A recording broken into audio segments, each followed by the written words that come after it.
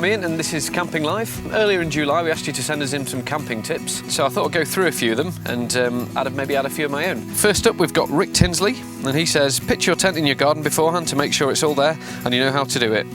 That's a brilliant tip. Practice pitch. I mean, you'll probably only have to do it once, and then when you turn up on the campsite, you'll just look like you're an expert in front of all your fellow campers. So yeah, thanks for that, Rick. That's a good tip. Bex Carpenter says take spare tent pegs and invest in hard ground pegs. That's another brilliant tip. Spare tent pegs are great because, you know, if you bend them or lose a few, but the hard ground pegs are fantastic. You know, you can get to certain campsites if it's been dry, it might be rocky, and they're big 6-inch nails. You can smash them in and you know your tent's going to be sorted. Pippa J says, make a nice meal like a curry, spag bowl, chilli, etc. Freeze it, take it with you. The next day you'll have tasty food you can reheat on your camping stove. People with sausages / beans will be very jealous. I mean, that's a really good one, especially for your first night. So if you're going for a weekend and you turn up on a Friday, you've left work, you've driven for a couple of hours, you can even get the stove going while you're pitching your tent and everyone's going to be hungry. Danny Newell says, always start off with a checklist so you don't leave anything behind. So Mike, who's operating that camera there, is anti-list. He just likes to go free fall and just chuck everything in his car. Inevitably, Mike will forget things. He's going camping to Cornwall this weekend. He is definitely going to forget things. What I like to do is make a list. I also like to lay things out really neatly and know everything's there. My girlfriend thinks it's a bit weird, but I don't ever forget anything. So I'm right. Ken Bruce. Rosie D says earplugs to aid sleep through the night. I think that's a really good tip. There were some around earlier, which I put in to stop having to listen to Mike.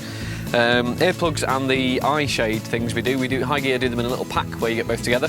If you're camping in May, June time, where it gets light at 3:30 in the morning, the eye shades can really help with that.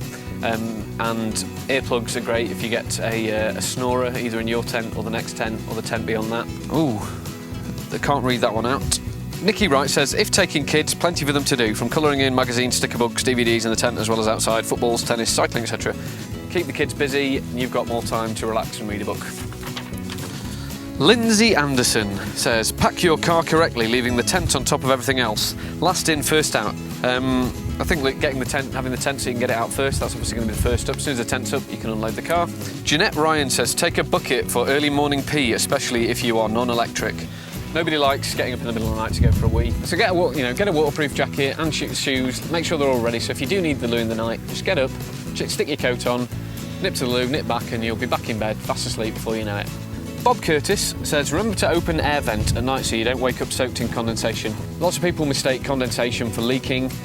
Condensation is just the moisture that's is in the air and produced by you during the night. And if you don't have the vents, it doesn't have anywhere to go, so it will condense on the top of the tent. Renita Barwell says, whenever possible, check out the reviews of the campsite you're going to. Again, that's another really good tip. There's brilliant websites like ukcampsite.co.uk and Cool Camping. We're at Rivendale near Ashbourne in the Peak District. It's a great family campsite. It's got a playground, really nice facilities, bar, cafe, shop. Some people prefer the kind of farmers field campsites where it's a bit more rough and ready. So yeah, just pick the right campsite for you. Loxley Crawshaw says, do 30 minutes of tent admin every day. Clean up, tidy, put away and tighten. Have a routine.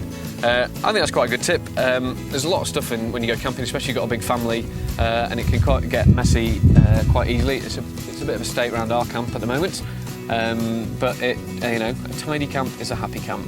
Plastic boxes, which might sound a bit daft, but the big plastic containers that we've got here, brilliant for storing your stuff and organising. You can put all your stuff in, you can sort it before you go away, cooking stuff in one, lanterns in the other. I've got a lot of camping equipment, so I have a whole box just for lanterns.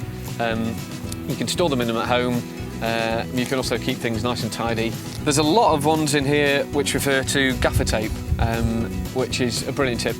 In some of the video today, we've shown you can do a tent pole repair with gaffer tape. You can also repair a ripped tent.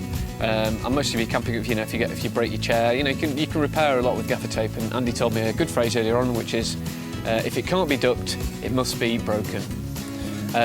Which I think is a brilliant little catchy phrase. So I've been Ian Mack. This has been Camping Live. Hope you've enjoyed it. Hope it's been helpful. Cheers. Happy camping.